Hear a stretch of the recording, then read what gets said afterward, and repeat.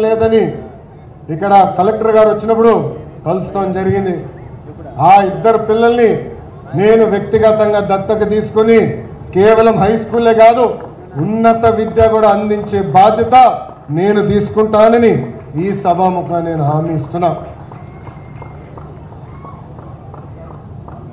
కూర్చుంటారా రా, పైన కూర్చోరా, నచ్చిన కూర్చోండి. ఇక్కడున్న పిల్లలందరినీ నేను ఒక విషయం కోరాలనుకుంటున్నా. జీవితంలో మనం ఛాలెంజ్ స్వీకరించాలి. అందరూ ఒక మార్గం ఎంచుకుంటారు, కానీ మనం ట్రెండ్ సెట్టర్స్గా మారాలి. ఇక్కడ ఉదాహరణగా రెండు ఇస్తాను నా జీవిత ప్రయాణంలో. మొదటిది 2019లో నేను మంగళగిరి నియోజకవర్గంలో పోటీ చేశా. అది తెలుగుదేశం పార్టీ 1980 తర్వాత గెలవని నియోజకవర్గం.